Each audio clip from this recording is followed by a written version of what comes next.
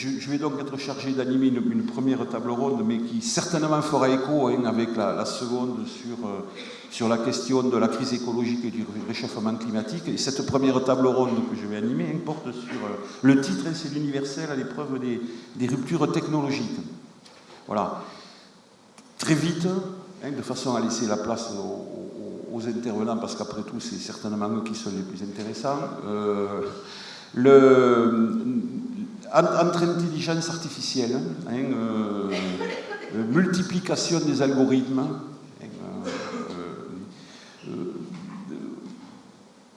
fantasme, mais réalité autour de l'ordre augmenté, du génie génétique, des manipulations qui feraient de notre capacité à développer une science qui nous rend toujours plus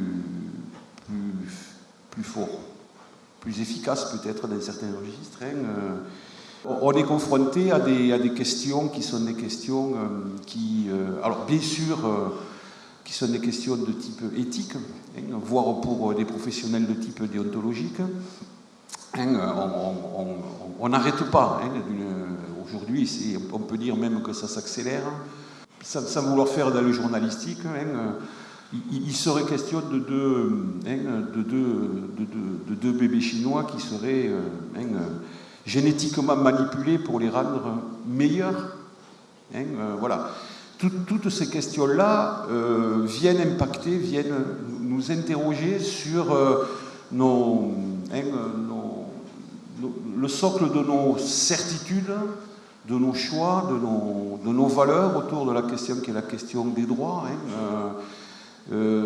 et ouvre aussi le champ de l'humanité, on ouvre aussi le champ de l'espèce humaine, dans ce qu'elle est en train de se modifier, dans ce qu'elle peut avoir de plus intime, et donc vient réinterroger, y compris d'ailleurs, les limites ou le périmètre ou la superficie d'un universel qui concernerait l'homme, mais aujourd'hui qui prend des formes, des avenirs qui sont des avenirs que nous ne faisons qu'entrevoir en même temps que des fois nous les pratiquons. Voilà. C'est ce progrès, cette nouvelle forme de progrès, pas celui qui nous a tiré sur la base qui est la base des Lumières, et qui a tiré notre société, qui a tiré notre assentiment à la science, à ce qu'elle ouvrait de forcément positif, et de forcément allant dans le sens de ce que nous pensions être le juste, voire le bon, et en tout cas l'universel. Cette évolution du progrès, comment peut-on la penser, comment peut-on y réfléchir par rapport à ce que nous partageons, et à ce qu'elle ouvre effectivement, je le redis, un champ de l'universel que nous n'avons pas prévu. C'est ça qu'on s'est proposé, je pense, d'explorer ce matin. Et pour ça, donc, nous allons avoir deux intervenants. Nous allons avoir comme intervenant Christophe Abbas, neuroradiologue, qui interviendra pour une première partie de la table ronde. Ensuite, il y aura Stéphane Le Noël. Je passe de suite la parole à Christophe Abbas, qui est neuroradiologue, pour une intervention annoncée de 20 minutes maximum, c'était ça. On est bien d'accord. Je serai fraternellement redoutable sur la maîtrise du temps, mais je vous passe la parole. Tout ce qui est fraternel me convient. J'avais cru comprendre. Bon, cher Jean-François, mesdames et messieurs, chers amis, merci tout d'abord de m'accueillir d'Erchef, puisque j'étais venu parler l'année dernière du transhumanisme, donc nous étions déjà dans les ruptures technologiques et dans les révolutions civilisationnelles. Je voudrais juste, compte tenu du temps imparti, me limiter mon propos à l'intelligence artificielle dans ses rapports, moins sur les aspects technoscientifiques, mais je vais y revenir, que sur la gouvernance algorithmique et la possibilité de dérive, au fond, dictatoriale que cela permettrait. Je ne dis pas que c'est le cas. Je dis, comme le rappelle le philosophe et sociologue Jean-Pierre Dupuy, nous savons la catastrophe possible, mais nous n'y croyons pas, donc il faut la rendre crédible pour justement nous donner les moyens d'anticiper et d'arrêter, au fond, ce que ces technologies dites disruptives pourraient amener comme évolution dystopique de la société. Alors, en ce qui concerne l'universel, je voudrais rappeler quand même, c'est juste une parenthèse avant d'entrer dans le propos, à la suite de Kant, c'est que l'universel se construit. Il n'est jamais donné. L'universel, c'est ce que l'on peut partager ensemble. Et donc, c'est partir de la singularité de chacun pour construire un espace de partage dans le discours, de partage dans les méthodes, ce qui est le cas des sciences. Et comme le dit Kant, l'objectivité des phénomènes qui permet d'installer un espace universaliste, c'est l'intersubjectivité. Donc c'est la dimension du partage et, d'une certaine manière, d'une éthique du dialogue qui doit se mettre en place. Or, ce que je voudrais montrer, c'est que l'une des dérives possibles, même si l'histoire n'est pas encore écrite, de ces technologies dites disruptives, dont l'intelligence artificielle est une illustration, peuvent amener, au contraire, une désagrégation sociale, une atomisation sociale, un creusement des inégalités, et amener une société où les libertés collectives seraient progressivement détruites, dans une vision, vous allez voir, libertarienne des choses. Alors, 2 mots sur l'intelligence artificielle. L'intelligence artificielle, c'est un projet qui va se structurer en 1956 dans un séminaire d'été à Dartmouth, aux États-Unis, et qui définit l'intelligence artificielle comme étant l'ensemble des sciences et des techniques à mettre en œuvre pour rendre la machine intelligente, sans préjuger de la définition de l'intelligence humaine, mais en disant que la machine doit reproduire, voire dépasser, les capacités mentales du sujet, humain pour l'instant, à savoir la reconnaissance du langage, la compréhension du langage, la perception, la motricité, le jugement, l'apprentissage, l'autocorrection. Donc, vous voyez finalement l'ensemble des facultés mentales qui, jusqu'à présent, participent de l'intelligence en général, mais demeuraient l'apanage humain. Et cette intelligence artificielle part d'un pari qui s'est installé depuis les années 30, c'est que la pensée, c'est du calcul. Ça, il faut remonter à des problèmes de logique, de mathématiques, autour de Kurt Gödel, autour d'Alan Turing, autour d'Alonzo et Church, de Klein, donc tout un tas de mathématiciens. Mais l'idée fondamentale, c'est que la pensée, c'est du calcul. Et Alan Turing va montrer que le calcul, c'est mécanisable, en créant une machine abstraite, qui est la machine de Turing, ou la machine universelle de Turing, qui est en quelque sorte la version abstraite de ce qui deviendra l'ordinateur. Donc, ce qu'il faut retenir, c'est des années 30 à 1956, la pensée, c'est du calcul, le calcul est mécanisable et automatisable à travers une machine particulière qui est la machine de Turing. Et cela va donner l'une des voies de l'intelligence artificielle, qui est l'intelligence artificielle que nous connaissons, c'est l'ordinateur, c'est-à-dire l'intelligence artificielle symbolique, qui considère que la pensée humaine, c'est du calcul symbolique, un peu comme un langage de la pensée, comme la logique formelle. Et il y a un deuxième courant qui va se mettre en place à travers la cybernétique, qui va se développer à partir de 1943, à travers 2 chercheurs, notamment Makulo-Kepitz, et puis à travers la cybernétique de Norbert Wiener, à partir de 1946, tout un tas de conférences à New York, ce sont les conférences massives qui vont se mettre en place jusqu'en 1953. Je vais arrêter très vite sur ce point-là, mais il faut vraiment comprendre ce qu'est l'intelligence artificielle, ce qui n'est pas toujours, ce qui est parfois un petit peu flou dans l'esprit.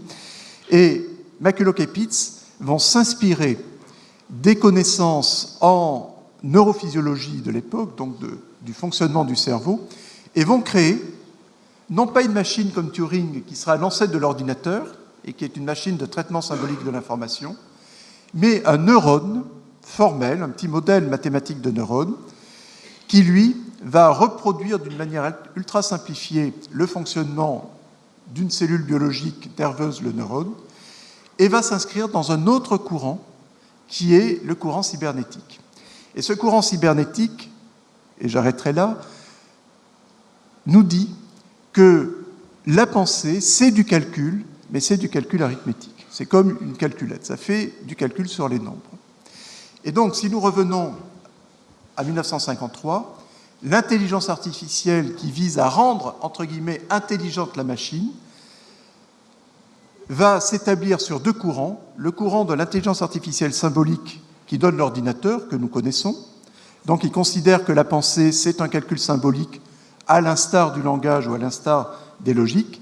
Et d'autre part, un courant issu de la cybernétique que l'on va appeler un peu plus tardivement le connexionnisme, qui considère que la pensée, c'est du calcul, mais c'est du calcul physique, arithmétique. Le neurone, ça fait, au fond, c'est un peu une petite calculette qui calcule sur des courants électriques, et finalement, c'est un calcul privé de sens. Et donc, tout l'enjeu, mais là, c'est un enjeu philosophique et des sciences cognitives, c'est de comprendre comment, justement, ce calcul dénué de sens, un vrai calcul mathématique, aboutit à la pensée qui, elle, est signifiante, comme le langage, comme le jugement, comme la perception.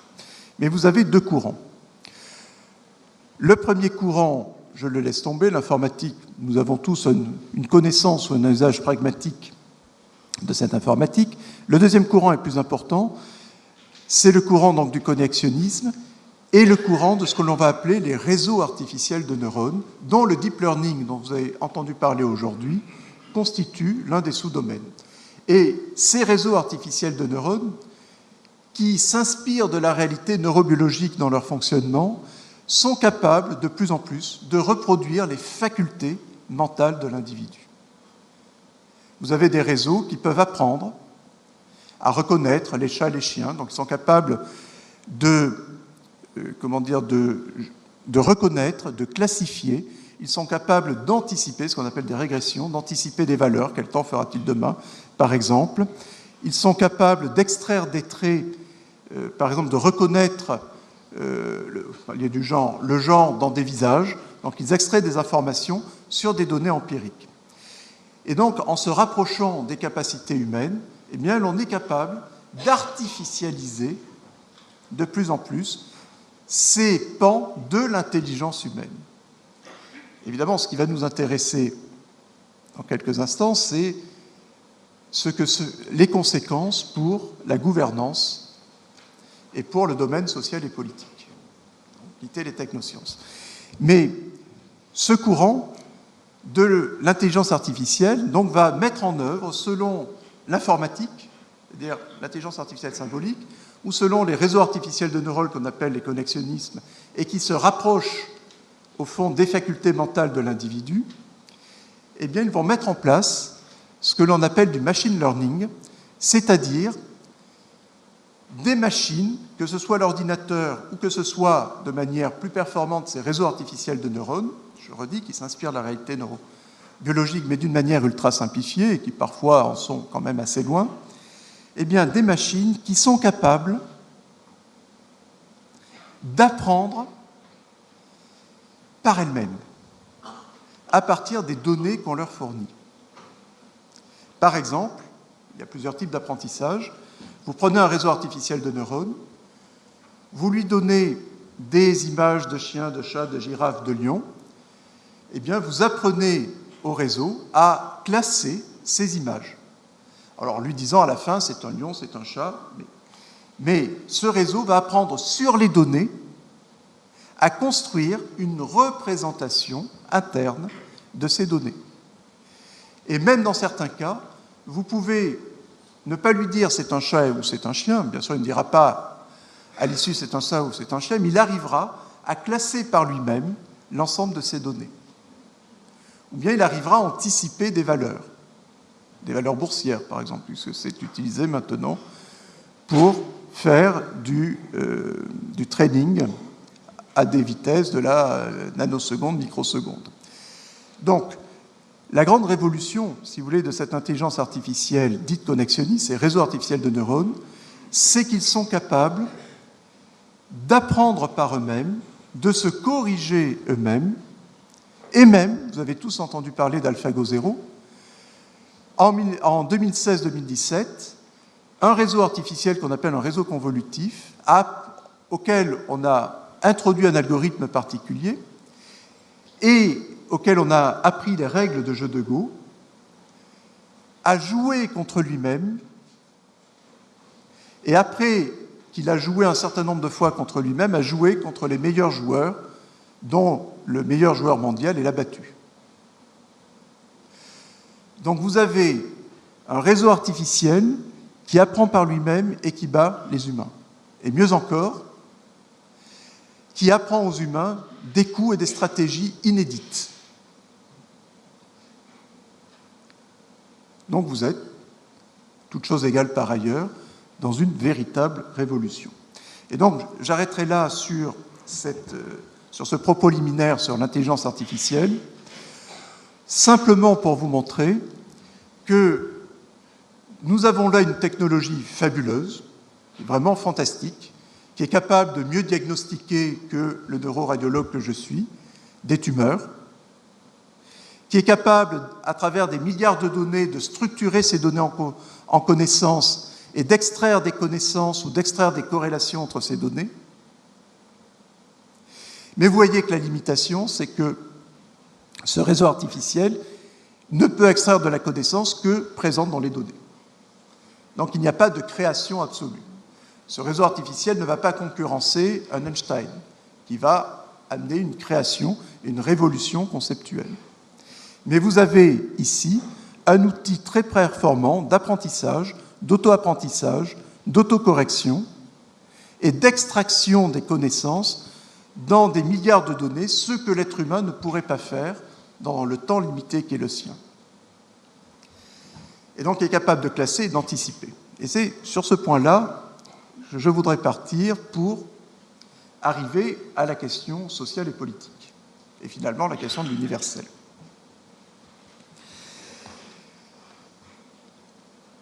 L'intelligence artificielle, et notamment ces réseaux artificiels de neurones, nous l'avons dit, c'est d'abord un outil.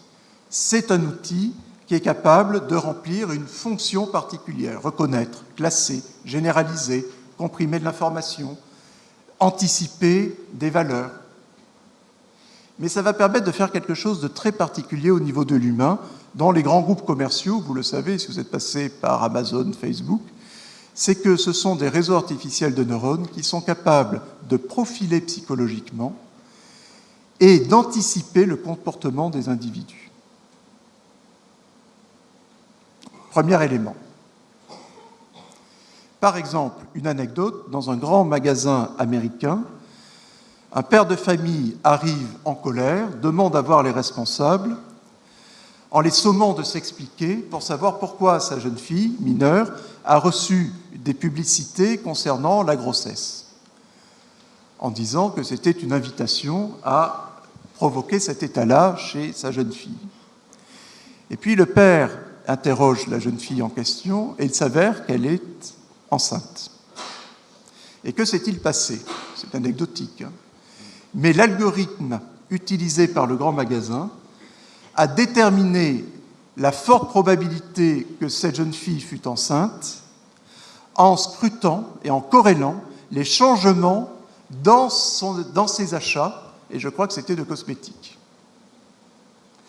Et donc, l'algorithme a profilé à travers des corrélations l'état de l'acheteuse à travers son comportement d'achat et a ciblé la publicité.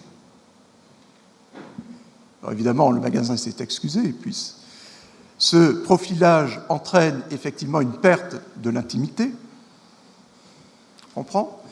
Et donc la stratégie du magasin, c'est de dire on profile psychologiquement les individus, on repère à travers les états nouveaux que nous détermine l'algorithme quelle est la cible publicitaire, mais au lieu d'envoyer la publicité directement, on la noie dans d'autres publicités en disant « mais non, c'est le hasard qui a voulu que la publicité ciblée arriva parmi la multitude de publicités ». Donc c'est un exemple anecdotique, mais cela pour vous dire que ces algorithmes, pour l'instant à usage commerciaux, permettent de profiler psychologiquement le sujet et d'anticiper les goûts, les intérêts, les désirs et donc possiblement le comportement du sujet. Et plus vous alimentez ces algorithmes qui deviennent de plus en plus puissants grâce à la recherche fondamentale sur ces algorithmes, plus ces algorithmes créent des micro-modèles de la psychologie et du comportement des individus. Donc, à des buts commerciaux, cela permet de déterminer en effet, comme vous le savez, comme nous l'expérimentons tous, eh bien, les publicités ciblées qui vont nous arriver, mais c'est aujourd'hui développé par la police, par les services de renseignement, aux États-Unis, dans une dérive de justice prédictive, où l'on va profiler, géolocaliser, profiler, regarder toutes les informations qui arrivent de criminels potentiels. Et ce qui a conduit à un certain nombre d'erreurs, au passage. Dans les aéroports, vous avez des caméras qui étudient le comportement pour détecter un comportement potentiellement délictueux, voire terroriste.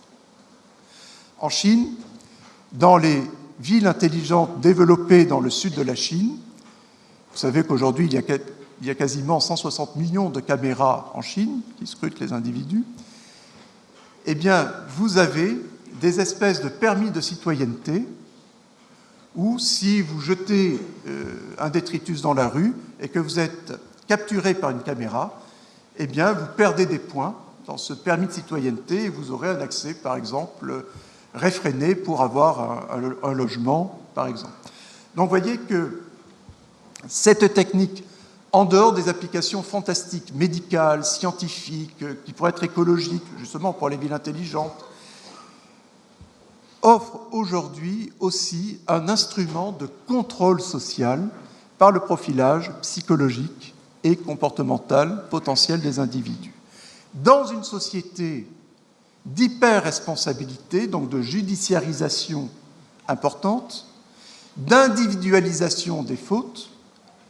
Si vous êtes chômeur, c'est que vous êtes responsable de votre chômage. Je ne réfléchis plus sur les effets structurels, mais dans cette logique libérale et individualiste, eh bien, vous voyez que cet outil va jouer un rôle très, très particulier. Et donc, c'est le deuxième point. C'est que cet outil nous plonge dans une nouvelle période qui est un néopositivisme algorithmique qui cadre avec le néolibéralisme ou l'ultralibéralisme contemporain. Que faut-il entendre par là? Vous savez qu'Auguste Comte avait décrit 3 âges dans cette évolution jugée optimiste de la société. L'âge théologique, c'est l'âge où l'individu explique les événements extérieurs par des êtres suprasensibles, par des dieux, par des esprits, et où, d'un point de vue social, la règle d'organisation de la société est dictée par un dieu, par les ancêtres, par une tradition. C'est ce qu'on appelle en sociologie l'hétéronomie de la loi sociale. Puis nous passons à l'âge métaphysique. C'est le moment où nous expliquons les phénomènes par des abstractions et où l'on explique la loi sociale dans cette volonté d'autonomie, c'est-à-dire que la société devient elle-même l'autrice, plutôt qu'auteur, autrice, créatrice, non autrice, mais ça se dit, c'est un vieux terme, mais qui se dit autrice de la loi sociale, à travers la République, la nation, la démocratie, enfin, tout un tas de valeurs.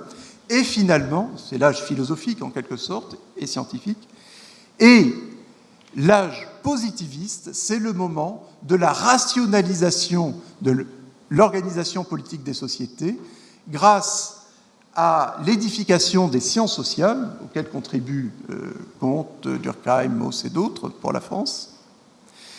Mais cette organisation sociale rationnelle de la société, qui est dans l'idéal progressiste et dans l'idéal positiviste et rationaliste, passe par les sciences sociales, par les statistiques, donc par la compréhension des phénomènes sociaux à l'échelle de la population. J'ai encore quelques minutes. Quelques. Bon, je vais terminer très très vite. De l'échelle sociale. Alors que là, à quel stade sommes-nous passés? Nous sommes passés de l'organisation politique et sociale à l'échelon de la population. Pensez aux sondages, pensez à toutes ces études qui peuvent être faites, à un contrôle individuel par profilage psychologique personnalisé et anticipation comportementale. Donc vous passez d'un contrôle statistique global à un contrôle personnalisé, individualisé. Et donc, cette algorithmisation de la société nous plonge dans une forme de néopositivisme où l'intelligence artificielle peut être l'instrument de contrôle social. Et enfin, je terminerai là, c'est que nous sommes dans une société qui, depuis 3 siècles, a pris le parti pris de dissoudre la politique et dissoudre les libertés collectives. Le libéralisme, c'est l'idée que le contrôle social doit passer par la loi du marché et doit, à terme, soit confiner l'État à n'être qu'inféodé à l'économique, je dirais, nous y sommes, ça fait un moment, mais surtout à la destruction de l'État, jugé comme un frein dans une vision quasiment libertarienne de la société. Et donc, cette intelligence artificielle va permettre de créer ce que certains philosophes appellent des bulles filtratives, c'est-à-dire de configurer notre environnement en fonction de nos goûts, de nos désirs, de nos attentes. Vous aurez demain un avatar, un assistant qui, par ses algorithmes, vous connaîtra mieux que vous-même et organisera, connecté aux objets intelligents de votre domicile, connecté à votre banque, à votre mutuelle, connecté à votre travail, eh bien, déterminera votre emploi du temps et réglera les paramètres environnementaux en fonction de votre personnalité. Et donc, vous voyez que ce qui se passe, c'est ce qu'on appelle des bulles filtratives, c'est-à-dire que ces algorithmes déterminent l'environnement qui se permet de rendre confortable l'univers dans lequel vous êtes. Mais à l'inverse, qu'est-ce que cela veut dire? Diminution de l'intimité, car vous donnez tous vos paramètres, diminution de la liberté, désintermédiation, puisque l'algorithme fait tout, et dans une société libérale où l'on nous répète que les salariés, ça coûte cher, que la fonction publique, c'est ruineux et travaille toujours mal, eh bien, c'est que ce sont ces algorithmes qui vont progressivement remplacer ces services. Et vous voyez à quoi nous arrivons en conclusion. Nous arrivons à l'idéal libéral et aujourd'hui libertarien, car les États-Unis sont toujours un peu en avance sur les catastrophes à venir, c'est la dissolution du lien social par une gestion algorithmique des relations sociales, une dissolution ou une minoration toujours plus grande de l'État par cette prise en charge des relations et des intermédiations sociales par cette gestion algorithmique des choses. Et donc, nous arrivons à une atomisation sociale plus poussée de la société qui rompt avec le caractère universaliste, c'est-à-dire éminemment social, de la nature humaine. Merci.